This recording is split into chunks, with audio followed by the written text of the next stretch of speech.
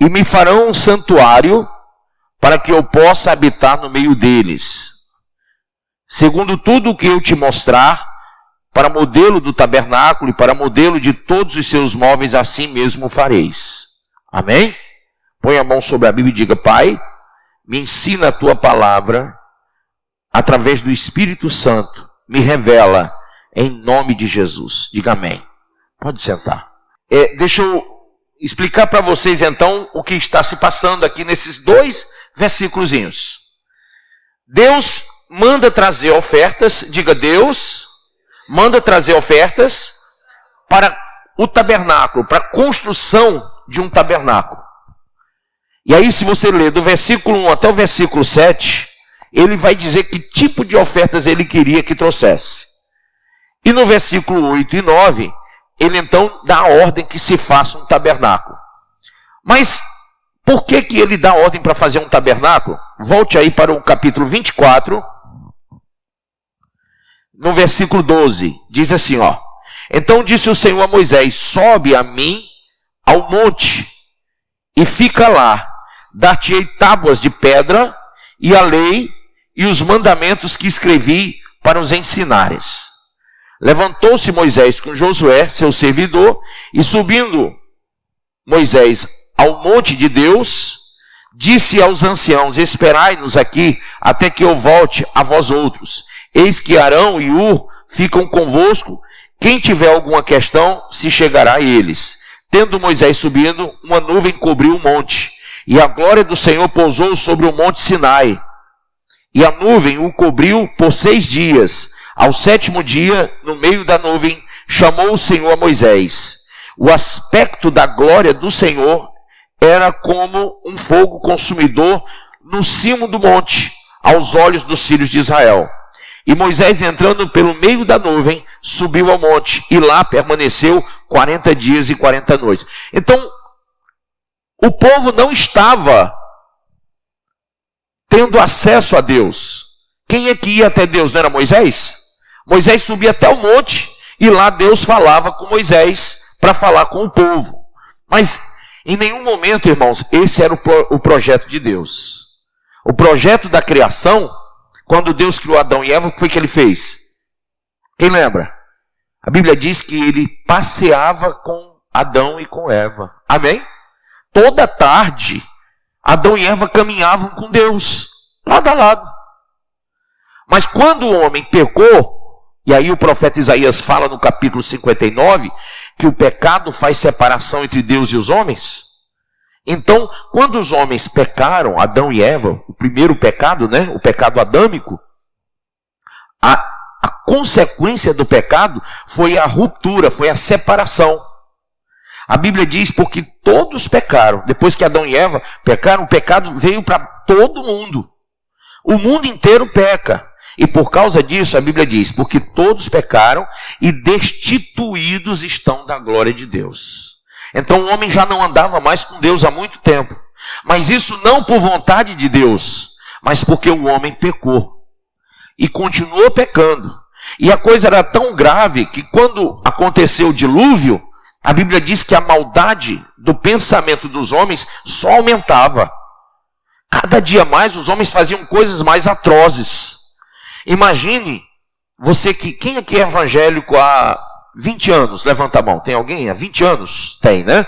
Glória a Deus. Se você voltar 20 anos da história do evangelho, você vai ver que a sociedade era muito mais pura do que está hoje. Sim ou não? Não é verdade? Então imagine que a maldade continua aumentando. E o nome dessa maldade nos últimos dias, que é esse que nós estamos vivendo, que é o período chamado período do arrebatamento da igreja, que é o período do fechamento das portas da graça de Deus para os homens, para os gentios. Nesse período a Bíblia diz que a iniquidade cresceria mais ainda. E o amor de muitos o quê? Se esfriaria. Então, havia esse relacionamento separado. Deus lá no cimo do monte, lá em cima, e Moisés subia para falar com Deus. Aí Moisés recebia a palavra, recebia a revelação, aí descia com a palavra, com a revelação para falar com o povo. Foi assim com as tábuas dos 10 mandamentos, E foi assim em todas as revelações que Deus deu a Moisés. Ele subia no Sinai, ele recebia a revelação e ele voltava. Ele subia, recebia a revelação e voltava. E assim, irmãos, nesse tipo de relacionamento, onde há um interlocutor, onde há alguém que faz a mediação, isso era uma forma simbólica de Cristo na nossa vida. Porque Moisés representou Jesus naquela época. Moisés foi mediador entre Deus e os homens. Assim como Jesus é o nosso mediador. A Bíblia diz, não há nenhum dado entre os homens pelo qual devamos ser salvos, senão Jesus Cristo. Ele é o nosso mediador. Então, Jesus Cristo, ele é aquele que veio como resposta de Deus para a humanidade, para a iniquidade, para o pecado do homem. Agora, vamos até aqui. O povo tinha que receber quando Moisés subisse. 40 dias depois é que o povo ia saber o que é que Deus tinha falado com Moisés. Irmãos, Deus mandou construir um tabernáculo e disse assim, verso 8 do capítulo 25. E me farão um santuário para que eu possa habitar onde? No meio deles. Você está entendendo a intenção de Deus aí? Deus quer ficar distante de nós? Não. Deus quer habitar pertinho de nós. Deus quer estar na nossa vida. Deus quer caminhar novamente conosco. Deus quer criar comunhão com você. Deus te chamou para comunhão. Jesus é o chamamento de Deus, é a revelação de Deus para comunhão. Quando você cear hoje à noite, quando você comer do pão e beber do cálice, você está entrando em comunhão com o Deus vivo e soberano. Amém? Você está entrando em comunhão. A Bíblia diz que ele fez a koinonia, o ato de comunhão, que é o partir do pão e o beber do cálice. Então, amados, preste bem atenção. Ele disse, façamos um tabernáculo para que eu possa habitar no meio deles. Não foi assim que ele fez? Falou? Não foi? Façamos. Foi ou não foi? Lê aí comigo. Está escrito assim, e façamos um santuário para que eu possa habitar no meio deles. Não foi assim? Não? Como é que está escrito aí? E me farão um santuário. Então, quem é que vai fazer o santuário? Os homens.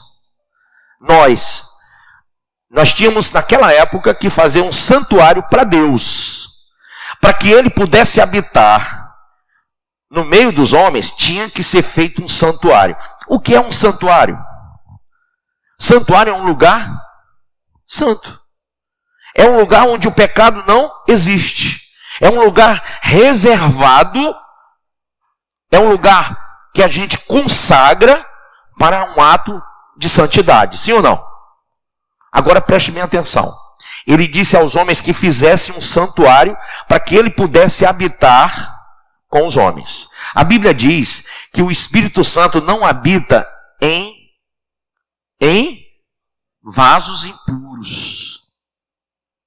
Já já você vai entender o que eu quero dizer com isso. Se Deus mandou fazer um santuário para habitar com Israel, é porque Deus queria se aproximar novamente do povo, sim ou não? Mas a Bíblia diz que o povo não se aproximou de Deus. Mesmo sendo o tabernáculo construído, o povo continuou separado por causa do pecado. E você vai ver Isaías capítulo 1 dizendo assim, lá no capítulo 1 Isaías escreve dizendo assim, o boi conhece o seu dono, o jumento conhece a sua manjedoura, mas os filhos de Israel não me conhecem. Você vai ver Oséias, o profeta, escrevendo no capítulo 4, verso 6, a seguinte coisa. Do 1 até o 6 ele fala isso. Mas no 6 ele declara a consequência dessa separação. Do 1 ele diz assim, olha, há uma grande contenda entre Deus e os habitantes da terra, pois não há conhecimento de Deus no meio deles. Irmão, se eu quiser habitar com você, e você não quiser habitar comigo, você vai me conhecer? Claro que não. Por mais que eu queira habitar com você, se você não quiser habitar comigo, você não me conhece. Então Deus tem vontade sim de habitar na tua vida. Mas você tem que ter também o ato de construir para Ele o santuário. Porque Deus não habita em vasos impuros, de impuros lábios. Então, o porquê que você está na igreja? Por que você está sentado aí na minha frente agora? Existe um chamamento de Deus, desde aquela época, para que todos nós construíssemos o santuário para Ele. Amém? Quem entendeu isso? Agora, vê por favor, aí em 1 Coríntios capítulo 2, 1 Coríntios 2, 9. Olha o que Paulo escreveu aos Coríntios, a igreja de Corinto.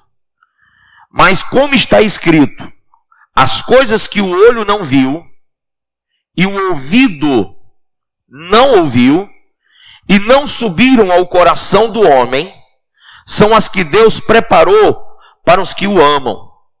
Mas Deus nolas revelou pelo seu Espírito. Porque o Espírito penetra todas as coisas, ainda as profundezas de Deus. Porque qual dos homens sabe as coisas do homem, senão o Espírito do homem que nele está? Assim também, ninguém sabe as coisas de Deus, senão o Espírito de Deus. Mas nós não recebemos o Espírito do mundo, mas o Espírito que provém de Deus, para que pudéssemos, o quê? Conhecer. Grife isso aí. O que nos é dado gratuitamente por Deus. O que é que foi dado gratuitamente? A salvação. A graça de Deus. Agora veja. As quais também falamos, não com palavras de que a sabedoria humana ensina, mas com as que o Espírito Santo ensina, comparando as coisas espirituais com as espirituais. Ora, o homem natural não compreende as coisas do Espírito de Deus, porque lhe parecem loucura, e não pode entendê-las, porque elas são discernidas espiritualmente. Mas o que é espiritual discerne bem tudo, e ele de ninguém é discernido. Porque quem conheceu a mente do Senhor para que possa instruí-lo? Mas nós, diga nós, temos a mente de Cristo. Amém? Então, sendo bem claro, o texto de Paulo a Corinto está dizendo que para que você entenda, conheça Deus, você tem que ter o Espírito Santo. Só que nós acabamos de declarar que o Espírito Santo não habita em vasos impuros. Nós lemos no Êxodo que tem que ser feito um santuário. E nós concordamos que santuário é um lugar de santidade. Até aqui está todo mundo me acompanhando. Ninguém se perdeu. Se alguém se perdeu, eu pego aquele cajado de pastor e puxo de volta. Amém? Então, até aqui todo mundo, levanta a mão e diga, estou entendendo. Então tá bom. Posso ficar tranquilo, né? Então pronto. Irmãos, quando você percebe que Deus quer ter comunhão com você, que Deus se dá o trabalho de pedir ao homem que construa um santuário, e ele, o mesmo Deus, ainda projetou o santuário. Se você ler o 25 todinho, você vai ver ele pedindo, ele dizendo como é que teria que ser a arca, o propiciatório, o candelabro, as cortinas do tabernáculo, a coberta de peles e as tábuas como deveriam ser, o véu como deveria estar, as colunas, o altar do holocausto, o átrio do tabernáculo, o primeiro átrio, o segundo átrio, entendeu? O azeite para o candelabro, como é que deveria ser, e por último ele escolhe quem deveria ministrar lá, Arão e seus filhos. Então Deus projetou tudo, para que o homem pudesse se achegar a Deus. Então, o ato de Deus é se aproximar do homem pelo tabernáculo. Agora, até aqui a gente entendeu, mas tinha que ter um investimento, sim ou não? Naquela época, ninguém sabia fazer obras de ouro, de prata, de bronze, de nada, nem costurar. Eles estavam no meio do deserto. Mas a Bíblia diz que Deus deu sabedoria ao povo dele, para fazerem as obras de um artífice, para fazer as obras de peles de animais, para fazer as obras de tecido de linho fino, para fazer as obras de madeira de acácia. Tudo que era obra, Deus deu sabedoria ao seu povo. Amém? Até aí? Então, às vezes a pessoa diz, não, eu não vou construir esse átrio, porque eu ainda sou novo na fé. Porque eu não entendo como fazer, porque eu não sei, porque eu não estou capacitado. Irmãos, quando Deus ordenou que fizesse o átrio, Ele também deu sabedoria para o homem construir o átrio. Então, você está aqui recebendo sabedoria para que o átrio de Deus seja construído na sua vida. Amém? Até aí? Muito bem. Abra sua Bíblia ainda comigo. 1 Coríntios 17, diz assim: mas aquele que se une ao Senhor é um espírito com Ele.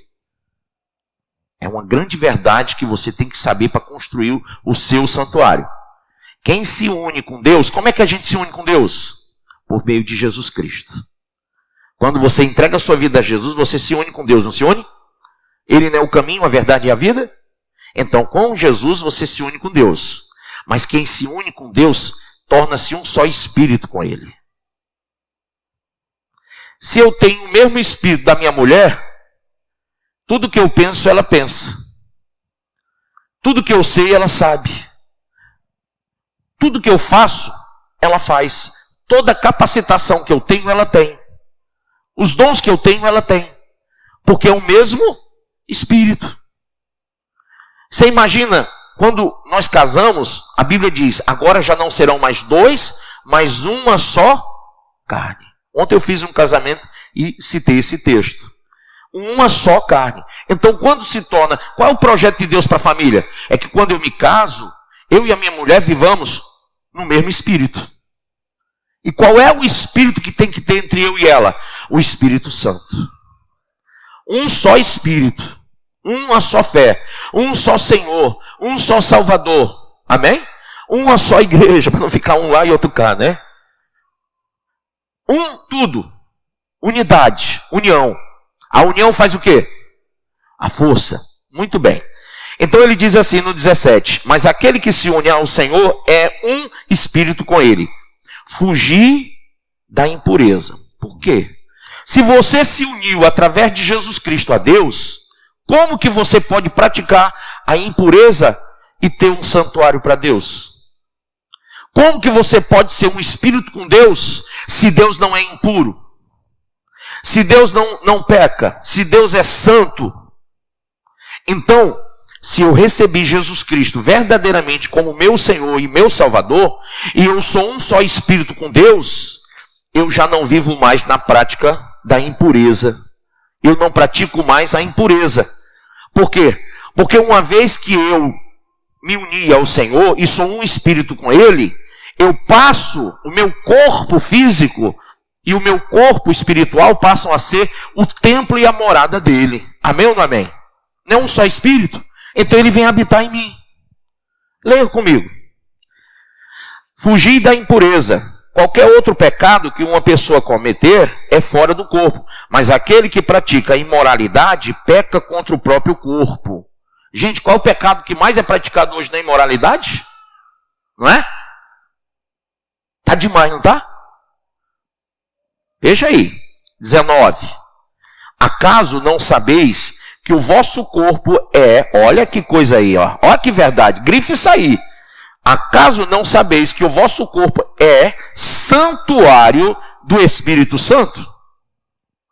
Bispo, eu não sabia que eu tinha todo esse chamado, toda essa responsabilidade com o meu corpo. Você recebeu Jesus, você se tornou um só espírito com Deus, e agora o seu corpo é santuário do Espírito Santo, porque o Espírito de Deus habita em você. Não é um espírito só? Então, é o Espírito Santo que está na sua vida. Glória a Deus. Então veja. Acaso não sabeis que o vosso corpo é santuário do Espírito Santo, que está em vós, o qual tendes da parte de Deus, e que não sois de vós mesmos? Ou seja, o Espírito Santo vem de Deus para você, não é de você mesmo, vem dele para você. porque fostes comprados por preço. Agora, pois, glorificai a Deus no vosso corpo. Como é que você glorifica a Deus no corpo? Glória a Deus! Aleluia! É assim? Também. Mas a maior glória que a gente dá para Deus é não mais praticar a impureza. É entender que agora nós somos um só corpo. Amém? Agora caminhe comigo lá para 2 Coríntios capítulo 6. Perdão, antes da gente ver 2 Coríntios capítulo 6, vamos ler 1 Coríntios capítulo 5. É porque tinha que ser lido antes mesmo. 1 Coríntios capítulo 5. Só para a gente não perder o pensamento. Eu hoje conversava com um amigo meu, pastor, e pelo WhatsApp, ele é de outro ministério, mas a gente conversando, e esse texto nós citamos na nossa conversa, sobre a santificação, a purificação. E é muito interessante esse texto. Veja aí. 1 Coríntios 5, verso 11 ao 13. Mas agora vos escrevo, disse o apóstolo Paulo, que não vos associeis com alguém que, dizendo-se irmão, for o quê? Impuro. Ei, irmão, você conhece alguém que da paz do Senhor, que diz que é irmão e pratica coisas erradas? E você vive em comunhão com essas pessoas? Presta atenção. Diz assim, versículo 11 ainda. Perdão, versículo 11, exatamente. Mas agora vos escrevo que não vos associeis com alguém que, dizendo-se irmão, for impuro. Ou o quê? Avarento. Ou ainda o quê? Idólatra. Ou ainda o quê? Maldizente. Ou ainda beberrão. Ou ainda roubador. Com esse tal, nem ainda comais, pois com que direito haveria eu de julgar os de fora? Não julgais vós os de dentro? Os de fora, porém, Deus os julgará. Expulsai, pois, de entre vós o malfeitor. Amém? O que ele está dizendo? O que ele está dizendo é que eu não posso ter comunhão com quem não tem comunhão com o Espírito Santo. Que eu não posso caminhar junto com aquelas pessoas que praticam a impureza, porque eu sou santuário do Espírito Santo. Quem entendeu até aqui? Agora caminhe lá para 2 Coríntios capítulo 6, agora é lá. E você vai ver a confirmação disso aqui que eu estou falando. 2 Coríntios capítulo 6, tá bom? Quem achou? Versículo de número 14. Não vos ponhais em julgo desigual com os incrédulos. Porquanto, que sociedade pode haver entre a justiça e a iniquidade? Ou que comunhão da luz com as trevas? Que harmonia entre Cristo e o maligno? Ou que união do crente com o incrédulo? Que ligação há entre quem é santuário de Deus? Que ligação há entre o santuário de Deus e os ídolos? Amém? Porque nós, diga eu, somos santuário do Deus vivente. Como ele próprio disse, habitarei e andarei entre eles, serei o seu Deus, e eles serão o quê? O meu povo. Essa sempre foi a vontade de Deus, se aproximar do seu povo. Agora, ele dá uma ordem. Por isso, retirai-vos do meio deles, separai-vos, diz o Senhor, não toqueis em coisas impuras, e eu vos receberei. Qual é a condição para Deus te receber? Para você ser salvo? Ah, bispo, se eu aceitar Jesus, eu sou salvo. Engano. Você pode aceitar, mas ele também vai ter que te aceitar. Então, se a Bíblia diz que o Espírito Santo não habita em vasos impuros, por mais que você tenha aceito Jesus, se você não sair da prática da impureza, jamais você vai ser santuário do Espírito Santo. Jamais você vai ser o mesmo Espírito com Deus. Entende isso? E se você rejeita o Espírito Santo por causa do amor ao pecado, por causa da prática das coisas que Deus condenou, por aquilo que o Senhor disse, saia disso, não pratique essas coisas. Se você rejeita ser templo do Espírito Santo, templo e morada, por causa das coisas do mundo, quem queria saber o que é, de fato, blasfêmia contra o Espírito? Levanta a mão. Quem sempre teve essa dúvida, ela está tirada agora.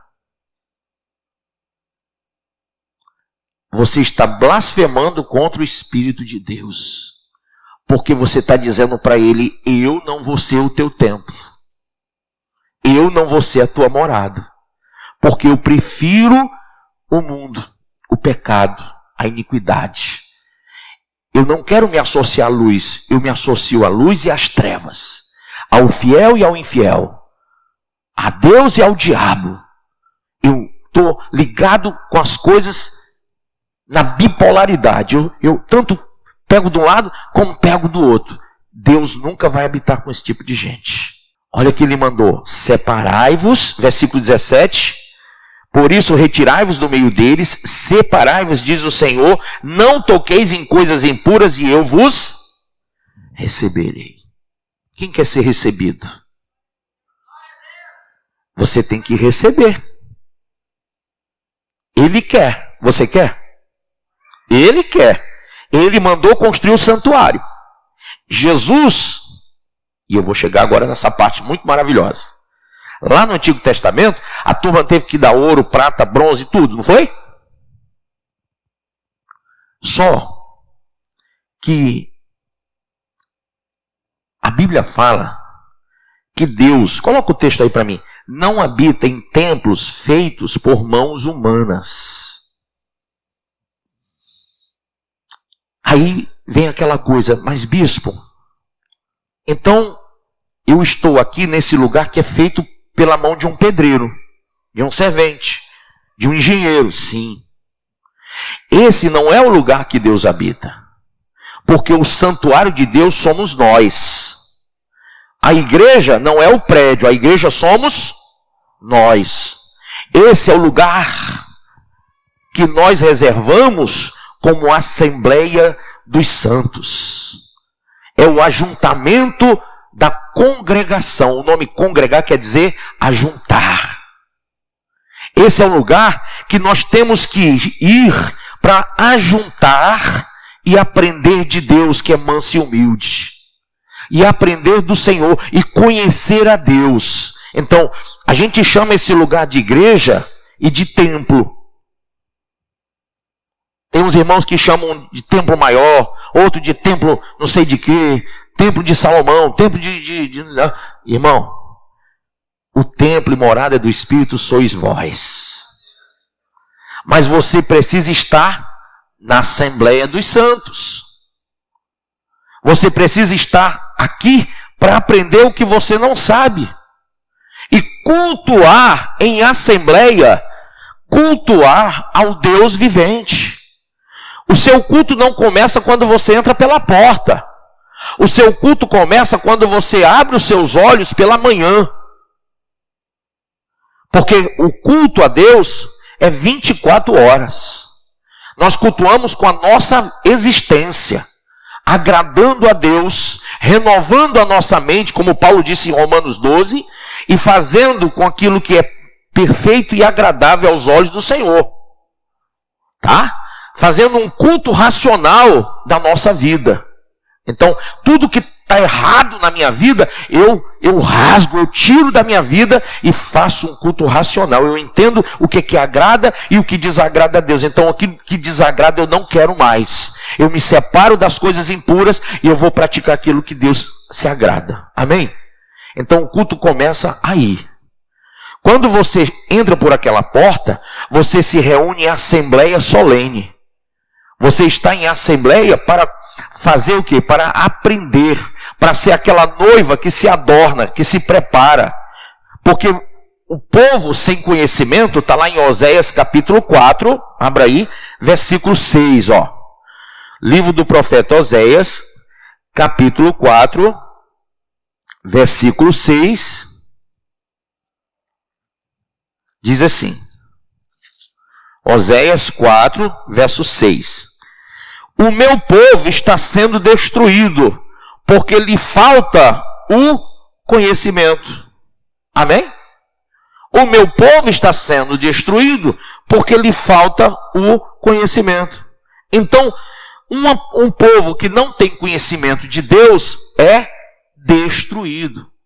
A função de você, o motivo pelo qual você se reúne em assembleia solene é conhecer a Deus. Conhecer, estudar a palavra de Deus. Mas você não pode descuidar do templo. Quem é o templo? Você. Quando você for falar, você vai saber se o templo está bonito ou está feio. Se o templo está limpo ou está sujo. Porque a boca fala do que o coração está o quê? Se a boca está testemunhando coisas vãs, o ouvido está ouvindo, não está? Olha, quando você vai cear lá em 1 Coríntios 11, diz assim, examine-se o homem a si mesmo. Bispo, eu estou me examinando, já, deixa chegar a hora da ceia que eu vou me examinar. Não, se examine 24 horas. Se a sua boca fala do que o coração está cheio, ouça o que você tem falado. Se lá em 1 Coríntios 2 você leu comigo que só conhece o homem o espírito que nele está, então você sabe o seu pensamento, não sabe? Examine-se a si mesmo. Você sabe o que é que você pensa. Você sabe o que você deseja. Você sabe o que você alimenta na sua alma. Sim ou não? É ou não é? Então, quem é que sabe a condição do templo? Se está limpo, se está sujo, se está bonito, se está feio? Você. Deus também sabe, porque Ele é onisciente. Mas você sabe. E por que Deus dá a você sabedoria para você entender isso? Porque você tem que zelar pelo templo e morada do Espírito Santo. Por isso que a gente não pode se unir às trevas. Por isso que você não pode irresponsavelmente pegar um celular e ver tudo que está nele. Mandar ver o que vem, vai. Porque os olhos são as janelas de quê? Da alma. E se você não cuidar, o seu coração, o seu templo vai ser todo dia coberto de sujeira, de iniquidade. Porque o mundo jaz no maligno. Quem entendeu isso? O mundo jaz no maligno. E o mundo, olha, eu posso até dizer que o mundo está aqui dentro. Posso ou não posso? Se você disser qualquer palavra aqui, quando eu abrir o celular, está lá. Ar-condicionado. Ar-condicionado. Sei quantas ar-condicionado em promoção aqui. Porque eu falei ar-condicionado. Irmão, é sério. O mundo está aqui. E o mundo te ouve. O mundo está te ouvindo. Agora, sabe quem é que não está ouvindo? A si mesmo? Você mesmo. Você mesmo não se ouve. Você tem que se examinar, se ouvir, se ver, se enxergar melhor. Olhar para a sua condição interior e ver se verdadeiramente você foi ou não aceito como templo e morada do Espírito Santo. Ou se você está apenas frequentando a igreja em mais um momento religioso, sem a salvação. Sem salvação. Até aqui vocês me entenderam? Então, É algo que eu tenho que fazer por mim, me examinar. Abra a sua Bíblia aí.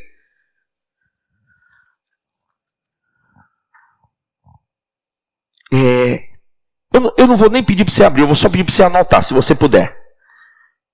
Lá em Daniel, no capítulo 2, no versículo de número 19, até lá na frente, você vai ver Daniel sendo grato, porque Nabucodonosor deu uma ordem. Ele teve um sonho, e ele disse aos seus adivinhadores, né? Os seus encantadores, adivinhadores da corte: eu quero que vocês me contem o meu sonho e me deem a revelação do meu sonho. Imagina, eu chego para o irmão e digo: irmão, o que é que eu sonhei ontem? Não é difícil? E se eu disser: eu quero que tu me diga o que eu sonhei e ainda me diga o que quer dizer o que eu sonhei? Mas tem um detalhe: se tu não me disser, você morre e morre esse povo todinho aqui. Se você é o responsável, você vai ter que dizer. Foi isso que aconteceu com Daniel. Ou ele dizia, ou morria ele, todos os adivinhadores, os seus melhores amigos, Sadraque, Mesaque e Abdinego, e entrava todo mundo no pacote. Ah, irmão, o homem ficou mal de Parkinson, nervoso, e foi orar, porque a responsabilidade era enorme. E ele orou, e Deus revelou o sonho. E Deus revelou o significado do sonho de Nabucodonosor.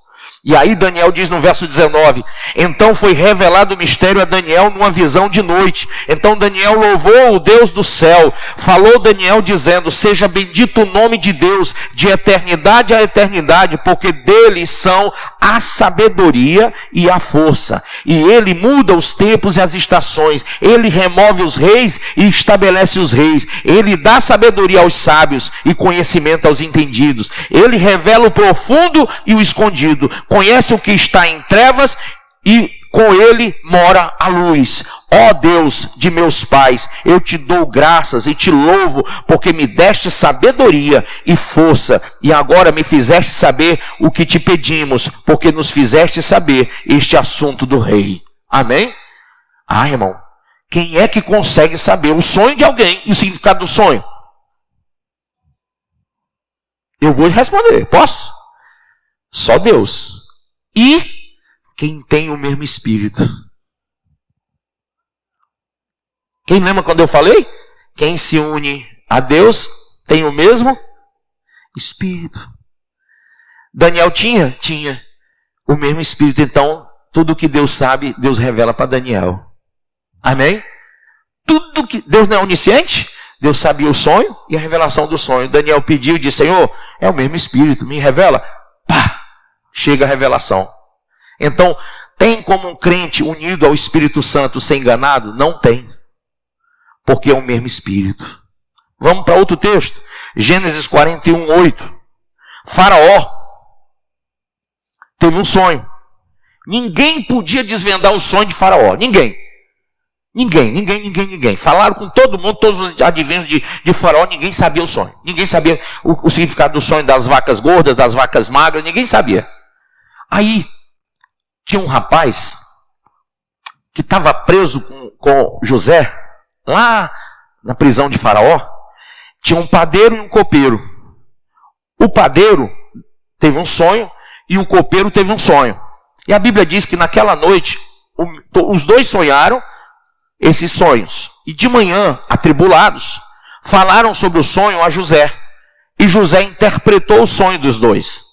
José disse que um iria morrer decapitado e o outro iria ser reconduzido ao seu cargo anterior, porque ele havia sido preso injustamente. O copeiro iria voltar para o cargo e o padeiro, porque era um cara mau, ia morrer. O padeiro riu de José, o copeiro ficou calado na dele, mas aconteceu. O padeiro morreu, Faraó mandou matar o padeiro e restituiu o cargo ao copeiro. Estava Faraó atribulado porque ninguém sabia o significado do sonho dele. E o copeiro disse: tem um cara aqui que sabe. Eu creio que Faraó, ele é capaz de te dizer tudo. Porque eu tive um sonho e ele me revelou o sonho e aconteceu. E Faraó disse, quem é? É um hebreu que está no cárcere. O nome dele é José. Trouxeram José. E José falou dos 7 anos de prosperidade que viriam sobre o Egito e também 7 anos de seca, de muita miséria que viria sobre o mundo todo. E a ordem que José deu a Faraó, no sentido de interpretação, foi: Faraó, nesse período de 7 anos de vaca gorda, de prosperidade, guarda tudo, toda semente que você puder, faz estoque, porque quando passar os 7 anos, o mundo todo vai estar numa miséria de dar dó. E você vai ganhar muito dinheiro vendendo semente para o mundo inteiro. Irmãos, na lata, 7 anos de vaca gorda se passaram. Quando vieram os 7 anos de vaca magra, o mundo todo passando fome, aonde é que o povo ia comprar as sementes? Lá no Egito. Faraó ficou trilionário. Já era muito rico, ficou mais ainda. Faraó chamou José e o constituiu o governador geral do Egito. Amém? Então, por que a gente tem que ter essa visão de ser santuário de Deus? Porque só o santuário de Deus entende coisas que o homem, o mundo e aquele que só frequenta uma religião não entende. Mas para ser santuário tem que ser separado da impureza, do pecado. Amém até aí? Uma outra passagem. Daniel 5, verso 8. Me permita essa passagem. O rei Belsazar pegou os utensílios sagrados do templo e levou os utensílios para uma festa com as suas concubinas, prostitutas, seus generais. Fez um bacanal lá, grande, com os utensílios sagrados do templo de Deus. Preste atenção, que coisa forte. No templo de Deus não, que o templo de Deus não existia. Era do local que era consagrado a Deus, né? Que era utilizado, o tabernáculo. Então, pegou os utensílios e utilizou com elas, com as concubinas, bebendo e tal, aquela coisa toda.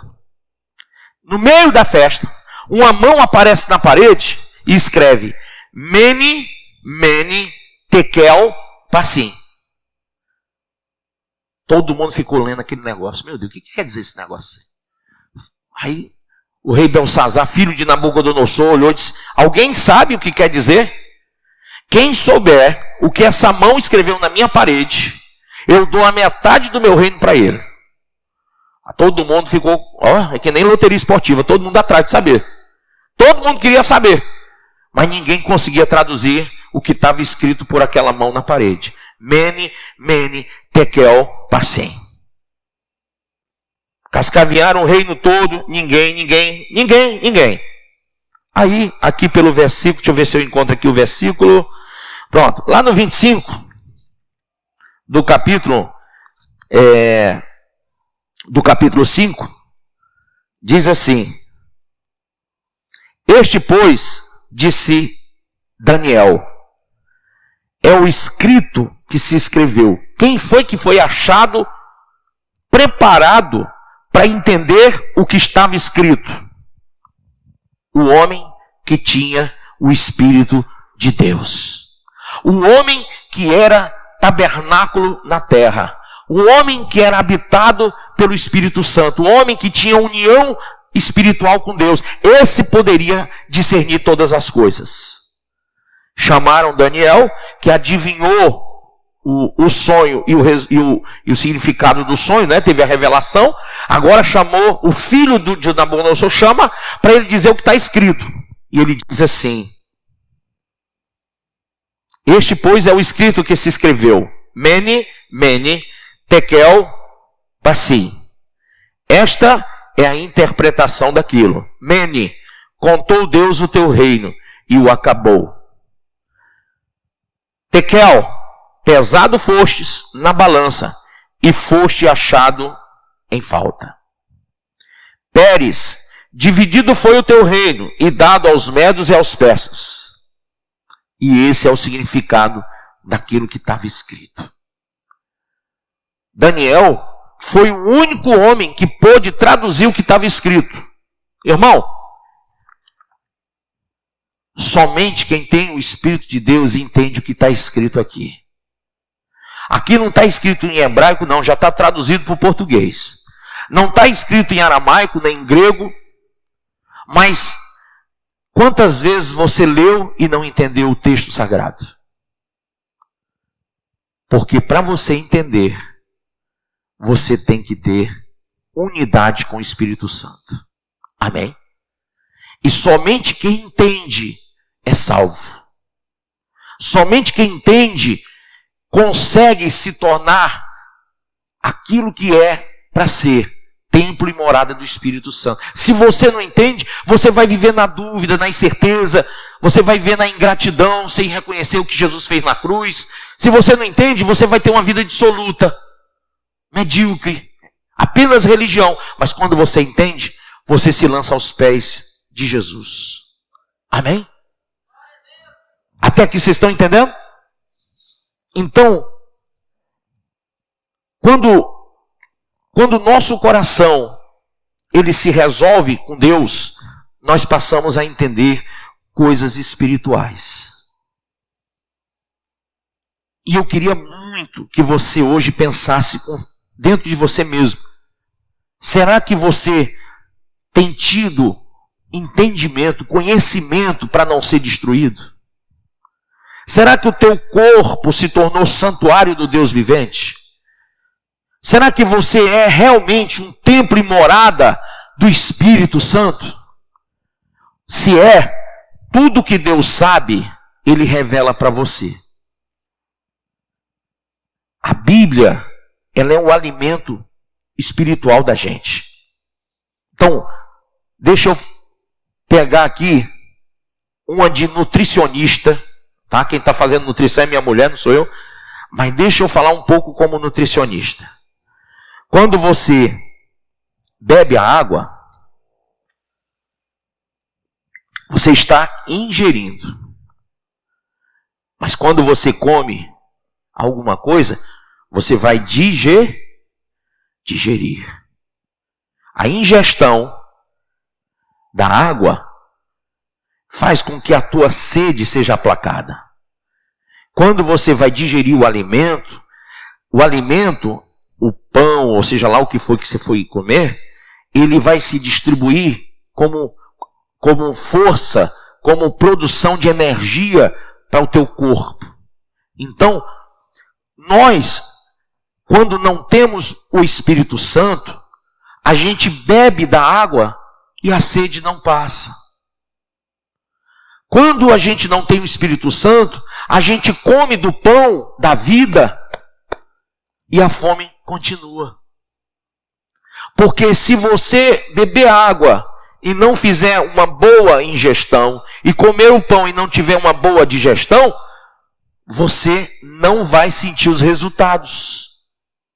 Então, ingerir e digerir as coisas espirituais é necessário para que o teu corpo espiritual, que é templo e morada do Espírito de Deus, tenha força, tenha vigor, seja bonito perante os olhos de Deus, seja agradável, seja agraciado por Deus, para que Ele te tenha como um filho legítimo, para que Ele te receba no céu, para que Ele venha arrebatar você da terra. Você tem que ter esse conhecimento.